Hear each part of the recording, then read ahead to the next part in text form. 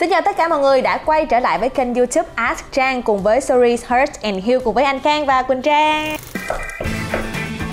Ai cần Trang đó, có Trang đây, chuyện gì khó cứ để Ask Trang.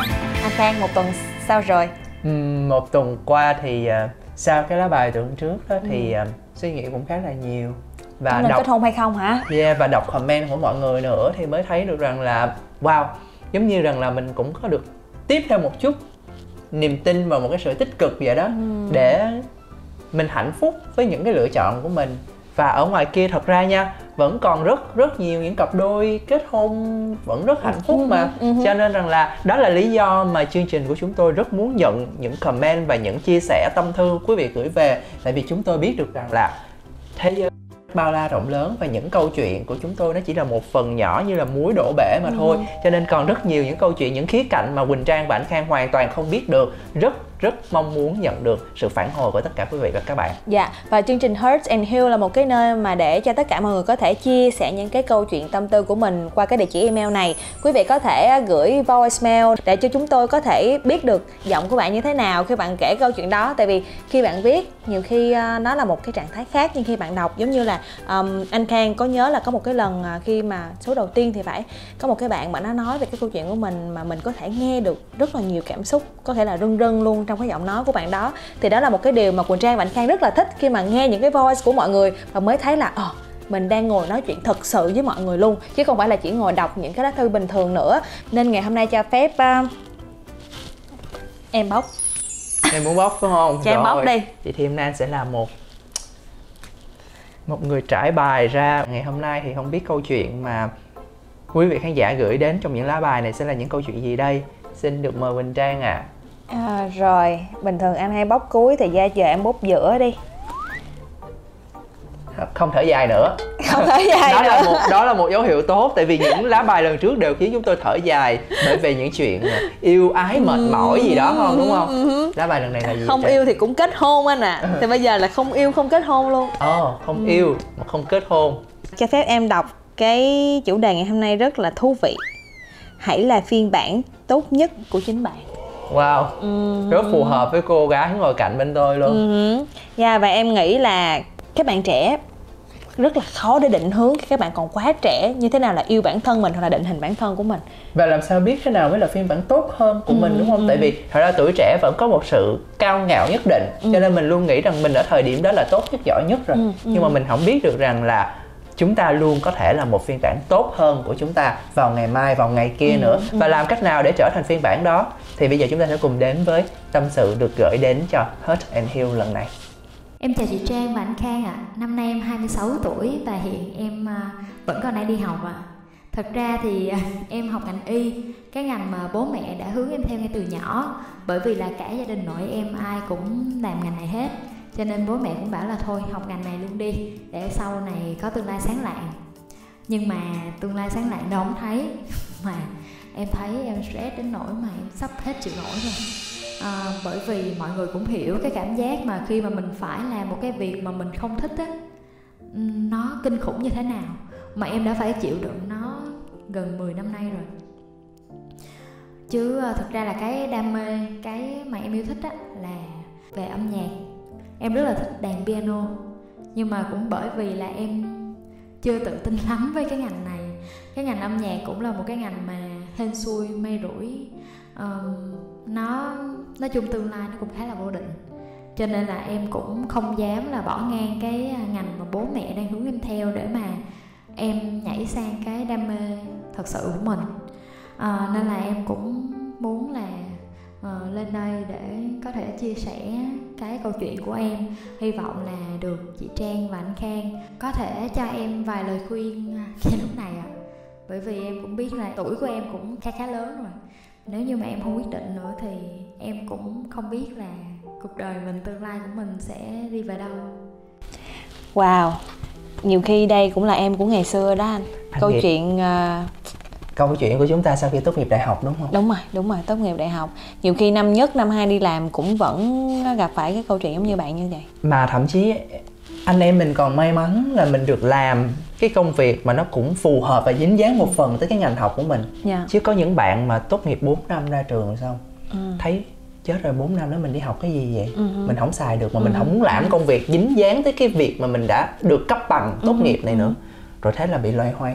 Nhưng mà cả chính là cái thời gian mà để xác định cái ngành học trong đại học á, là các bạn cũng đã loay hoay rồi. Rất là mông lung em. Tại vì nói nào nghe nha, nghiêm túc luôn, cái này không phải là trách hờn gì hết, nhưng mà chính bản thân anh ngày đó cũng vậy mà. Cái khoảng thời gian đó cũng còn hồn nhiên tung tăng, với lại cũng lo yêu đương á, em thấy không? Kiểu mới lớn mà, đúng thì không? Thì đúng rồi, nhờ như vậy mới có nhà văn Anh Khang ngày hôm nay. Thì đó, cho nên là bởi bị phân tâm và phân tán quá nhiều, cho nên là nhiều khi chúng ta sẽ không biết được rằng mình giỏi nhất cái gì. Với lại em nghĩ vậy là một phần á, khi tuổi đời còn quá trẻ, chúng ta chưa có trải nên chúng ta mới không có biết được là thực sự mình cần cái gì. Nên thường em hay nói với các bạn trẻ, đi ra đời đi, té đi đã. Cho nên là ở bên Mỹ hình như là Trang chắc Trang sẽ rất là rành cái này, đó là sau khi các bạn tốt nghiệp lớp 12 xong, các bạn sẽ có một cái năm gọi là được gap year, có nghĩa là được nghỉ một năm đó không làm gì hết, chỉ đi chơi hoặc là đi làm thêm thôi. Có nghĩa là chưa quyết định liền mình sẽ học cái gì hay mình làm cái gì. Đúng. Một năm đó là một năm để va chạm và cọ sát thực tế, để biết được thực ra bản thân mình giỏi cái gì nhất, hoặc nói một cách chính xác hơn, bản thân mình phù hợp với cái gì nhất. Tại vì anh rất thích chữ phù hợp ở một chỗ như thế này nè Quỳnh Trang. Có nghĩa rằng là ở đời nếu mà nói về giỏi á, thì giỏi và dở nó vô chừng lắm, đúng không? Tại vì nếu mà xét về cái độ bơi lội của một con thỏ và một con cá, thì chắc chắn là không thể nào phân giỏi dở. Giống như là bây giờ bắt con thỏ với con cá cùng leo cây thì cũng không phân biệt được đứa nào giỏi dở. Tại vì nó là một cái thứ rất lưng chừng, vô chừng để có thể định giá, định đoạt được. Chính vì lẽ đó, đừng nói về giỏi mà hãy nói về phù hợp. Có những cái công việc mình thật sự phù hợp với nó, và có những cái công việc mà nó cũng phù hợp với mình, và mình cảm giác được rằng là mình tìm đến cái công việc đó, nó giống như rằng là hai người bạn đồng điệu tâm giao mà có thể cùng ngồi hàn huyên như anh em mình trò chuyện suốt đêm vậy đó. Nhưng mà em nghĩ là do nhiều khi anh em mình may mắn á anh Khang, tại vì anh em mình biết dần dần từ từ mình đang thích cái gì, thế mạnh của mình là cái gì. Có những người ta mất cả đời người ta không biết người ta mạnh cái gì, nên cái chuyện đối với bạn gặp trong trường hợp này rất là bình thường. Tại vì khi còn trẻ ai cũng hoang mang hết á. Mà đã hoang mang thì chớ, thấy xung quanh tự nhiên có những người họ kiếm được cái con đường thích hợp của họ, cái họ đi một cách vững vàng, cái sự hoang mang nó để bị nhân đôi nhân ba. Và thế là mình tự nhiên mình bị tự ti về bản thân. Mà anh Khang, những người mà họ nghĩ là thành công á, chưa chắc là họ đã hạnh phúc, và họ chưa nghĩ đó là thành công mà họ muốn có nữa. Đúng rồi. Tại vì có một cái câu anh hay nghe trên mạng xã hội người ta nhắc đến lắm, đó là mây tầng nào thì sẽ gặp mây tầng đó. Tại vì mình đang ở cái tầng này đi, nên mình thấy những người cao hơn mình là giỏi giang, thành công hơn. Nhưng mà nhiều khi những người ở trên cái tầng đó họ vẫn là cảm thấy là trên họ còn nhiều cái tầng mây khác, và vượt qua hết 9 tầng mây thì còn có tầng khí quyển, còn có tầng ozone, rồi vượt ra ngoài là còn có cả thiên hà, vũ trụ, hệ mặt trời gì nữa, rất nhiều. Đó là lý do đó mà anh luôn nói được rằng là chúng ta không có gì tài giỏi nếu mà chúng ta cứ đi cạnh tranh và tìm cái cách nào để hơn một cái ai đó. Chúng ta chỉ thực sự tài giỏi khi chúng ta hơn chính bản thân mình của ngày hôm qua. Vậy thì làm sao để có thể hơn chính bản thân mình của ngày hôm qua và trở thành một phiên bản tốt hơn, thì chắc là Quỳnh Trang sẽ có cái trải nghiệm chân thật nhất và thực tế nhất để chia sẻ với quý vị. Ngày xưa em còn trẻ, lúc mà em vừa mới tốt nghiệp đại học xong, em vô làm một công ty truyền thông, thì lúc đó cũng chỉ là em thích thôi. Thì em thấy những bạn khác, các bạn làm đúng cái ngành của em học, thì em cũng nói là sao tụi nó làm nhàn quá, rồi lương của tụi nó như thế này như thế kia. Tại vì gần như là em làm ở cái công ty truyền thông đó, làm 1 năm đầu đến 2 năm đầu em bỏ công sức ra chứ em không có được nhận lương nhiều như là các bạn ở đồng trang lứa. Nhưng mà em cảm thấy là lúc đó không phải là cái mà em thấy em thiệt thòi, mà lúc đó em lại lấy làm động lực, là em nghĩ đây là cái nơi em được học. Và ngày xưa em cũng làm trâu làm bò lắm. Em một ngày em ngủ 2-3 tiếng là chuyện rất là bình thường. Sau đó thì bắt đầu sức khỏe nó ập đến, là bắt đầu em bị bệnh rất là nhiều. Lần đó là em phải đánh đổi. Một là tiếp tục đi con đường mình thích, hai chọn một cái công việc nó nhẹ nhàng hơn. Thì ở thời điểm đó em nói là không, em muốn ổn định rồi, thì em mới tạm gác và em chọn cái công việc là em mở một cái nhà hàng. Mà cái đó là không phải cái thế mạnh của em. Em mở nhà hàng được 6 tháng, là trong 3 tháng đầu anh tin không, là có nghĩa là em cứ cắn rất lương tâm của em á. Tại vì em nói là thực sự em là ai, thực sự cái bản ngã của em là cái gì, và em cần cái gì. Có những đêm á, em mở nhà hàng thì khách đến cũng phải 1-2 giờ sáng họ mới về. Những đêm mà em chỉ về em kêu bạn em lại rước, em chỉ ngồi em xem khóc thôi. Em nói là không biết là mình đang gồng gánh cái gì nữa. không biết là cái này mình biết là mình không thích nó rồi á, nhưng mà có đúng cái con đường mình nên đi hay không. Có nghĩa là lúc đó là em 25, 26 tuổi mà em vẫn đang tự xoay vòng trong cái bó bòng bông của em. Mà rõ ràng là em biết em thích cái gì rồi, rõ ràng là em biết em mạnh cái gì rồi, nhưng một phần còn lại cái lý trí của em nó không cho phép em đi đúng cái con đường em thích. Và sau đó là em bỏ nhà hàng, em quay ngược lại media truyền thông. Em làm thì lúc đó là bắt đầu em cũng dấn thân vô em làm tiếp, nhưng mà mình biết được là cái limit của mình để mình không có làm quá sức nữa. Xong sau đó thêm một cái cú nữa là em qua Mỹ. Là lần đó là em bỏ chạy đó, em dùng từ là em chạy trốn á. Khi mà qua bên đây á, rõ ràng á là những cái gì mình có ở Việt Nam mình không thể nào mình sử dụng được. Mình phải bắt đầu một cuộc sống hoàn toàn mới. Là bắt đầu em như cô bé 18 tuổi của ngày xưa luôn. Mình hoang mang đó anh. Em ở đây 4 năm đầu tiên là 4 năm của em sống trong sợ hãi luôn á. Là em không biết là bây giờ mình nên làm gì với cuộc sống của mình. Mình rõ ràng mình muốn cuộc sống mình tốt hơn. Xong sau đó là may mắn ở một thời điểm là em được soi sáng bởi Chúa. Thì em nghĩ là Chúa nhắc nhở em là em nên đi cái con đường này. Và sau đó là em chuyển hướng em mở một công ty marketing. Và bây giờ là em có một cái kênh YouTube, làm được công việc mình thích. Mà cái chính không phải là mình so sánh với những người khác, mà là mình so sánh với bản thân của mình. Thì em cảm thấy là mỗi một ngày á, em đều nói nó hơi sáo rỗng đúng không anh? Mọi người hay nói là mình phải tốt hơn mình ngày hôm qua đúng không? Nhưng mà thực sự nó đúng. Tại vì khi mà mình thấy là ngày hôm nay mình học được một cái gì đó mới, là rõ ràng mình đã improve bản thân. Trời, đã lắm anh. Không biết anh có vậy chứ em đã lắm. Hoặc là hôm nay em gặp được một cái bạn gì đó mới, để em có thể học được gì từ bạn đó, nó cũng đã nữa.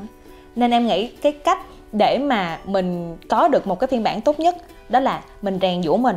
Và thường thường em hay nói với mẹ em á, lúc nhỏ á, cho con đi ra đời con muốn làm ở nhà. Hoặc là khi mà em mở nhà hàng bất kỳ một cái gì em á, con tự làm. Tại vì đối với em đi ra đời cho đời nó tát vô mặt đã, để em biết cái cú tát nó đau như thế nào, để lần sau em né anh. Nhiều lúc nó tát bên phải thì mai mốt mình né bên phải. Tại vì giống như là em hay nói với mấy bạn trẻ, đi ra đời để cho mình biết cái đau như thế nào, để chính bản thân mình á, mình tự bảo vệ mình trước. Chính xác. Khi mình tự bảo vệ mình được rồi á, mình xây dựng được cái brand name của mình rồi, người ta nhìn vô người ta nể. Thì đó là cái câu chuyện mà xung quanh em cũng thấy, và câu chuyện của bản thân em luôn. Mà đúng là một câu chuyện truyền cảm hứng thật thụ luôn. Tại vì anh nghĩ rằng mọi người nghe xong mọi người cũng sẽ biết được rằng là vậy thì bây giờ phải làm gì để có thể trở thành một phiên bản tốt hơn rồi đó.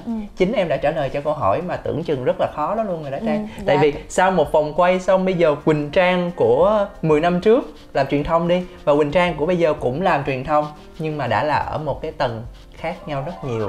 Và cái cách đó mọi người, để mình biết được rằng thật sự mình phù hợp với cái gì và mình có thể làm tốt cái gì á, là tự hỏi mình một câu như vậy nè: bây giờ nếu mình làm một cái việc trong vòng 10 năm nữa, 20 năm nữa mà mình không có chán, hoặc là thậm chí là có cái việc đó mà người ta không trả tiền cho mình luôn mà mình vẫn hào hứng mình đi làm, thì đó là việc gì?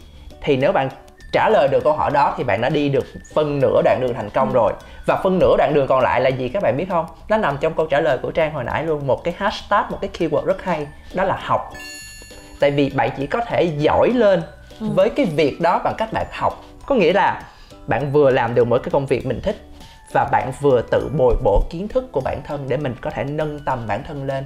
Từ những bài học đó mình mới tự hoàn thiện bản thân mình hơn. Chứ đừng có mà đuổi hình bắt bóng. Nhất là khi tuổi trẻ thì tụi mình hay bị hoang mang và tụi mình bị chia trí. Mình cứ đuổi theo một cái bến bờ nào đó, mình cứ thấy ok người này làm cái công việc này giàu quá thôi để mình học theo cái này. Hoặc là mình yêu đương gì đấy rồi mình lại chạy theo tình yêu gì đó. Thì mọi người ơi, mọi người đừng chạy theo bất kỳ thứ gì. Thay vì cố hoài công đuổi theo một con ngựa mà nó cứ bóng câu biệt tích, thì chẳng thà mình ở yên một chỗ, tự gieo trồng một khu vườn cho bản thân. Thì đợi đến khi mùa xuân hoa nở, sẽ có nguyên một đàn ngựa nhào tới khu vườn đã ăn cỏ, thì bạn tha hồ bạn chọn. Dạ đúng. Đó là cái cách để mà tự bản thân mình trở thành một phiên bản tốt hơn. Và thường thường những người thành công á, họ cũng phải trải qua rất là nhiều thứ đúng không anh? Và rất là nhiều vấp ngã họ mới có thể hái được những cái quả mà mọi người nhìn vô, mọi người thấy là thành công. Những người thành công là họ biết điểm mạnh điểm yếu của họ. Nhưng mà thế nào để họ biết điểm mạnh điểm yếu thì họ cũng phải trải. Họ phải trải để họ hiểu bản thân họ hiểu về đời sống, họ hiểu về cuộc sống. Thì em nghĩ là vẫn quay trở về lại là cái câu chuyện bạn phải hiểu bạn cần cái gì, bạn thích cái gì đã. Và để hiểu được câu chuyện đó thì chắc chắn bạn phải chấp nhận một vài lần vấp ngã trong cuộc đời này. Mặc dù Khang biết được rằng ở ngoài kia có những người rất sợ vấp ngã. Khang cũng từng rất là sợ vấp ngã chứ, luôn sống trong một cái vùng an toàn của mình. Nhưng nếu như mình cứ sống trong vùng an toàn đó thì đến một lúc nào đó cái vùng an toàn nó sẽ trở thành vùng ảo tưởng.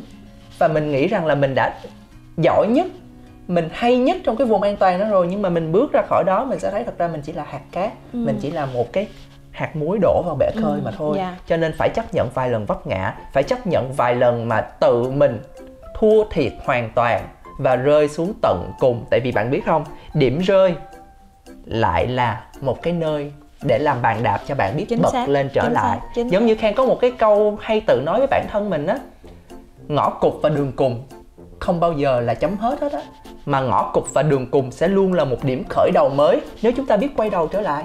Đúng không? Tại vì con người chúng ta luôn có một cái cơ chế tự vệ mà chúng ta hay gọi bằng một cái từ khoa học, đó là bản năng sinh tồn rất là cao. Cho nên là mình cứ nghĩ rằng là không được đâu, làm vậy chết tới á. Nhưng mà không, lâm vô cái cảnh đường cùng đó rồi mình sẽ biết được rằng là sức mạnh nội tại của chúng ta rất lớn. Chính xác. Và để nâng cao sức mạnh nội tại đó thì tự mỗi ngày, tự mỗi người phải tự nói với bản thân mình rằng hôm nay mình đã làm tốt nhưng không tốt bằng ngày mai. Đó là một câu các bạn sẽ luôn phải tự nhắc nhở bản thân mình mỗi ngày, để ngày mai chúng ta phải hoàn thiện bản thân mình hơn. Dạ, trời, hôm nay là em thấy máu với cái số này lắm đó. Cũng hy vọng là các bạn trẻ vừa rồi các bạn cũng có được những cái bài học kinh nghiệm cho mình. Tại vì Quỳnh Trang tin chắc á, là cái con đường học được những trải nghiệm nhanh nhất đó chính là các bạn học từ những bài học từ những người đi trước. Những người lớn, người ta đã té rồi, người ta cho bạn 10 cái bài học đó miễn phí mà, thì mình học đi. Mình cũng học được 1, 2, còn không thì mình cũng học được 3, 4, chứ không phải là mình hoàn toàn mình không học, đúng không anh? Và với những cái bài học đó thì bạn sẽ biết, giống như trên cái con đường đó 10 người đi trước họ té hết ngay cái điểm đó. Thì để bây giờ bạn đi trên con đường đó, bạn biết cái chỗ đó sắp té phải không? Thì bạn chuẩn bị một số cái đệm chăn ấm, đệm êm để bạn té thì bạn không có bị đau quá. Dạ đó, đúng, dạ thì đúng. đó là một cái cách chúng ta học hỏi từ vấp ngã và trải nghiệm của người khác để làm giàu cho chính trải nghiệm và những gì mà chúng ta sẽ phải đối diện trong tương lai.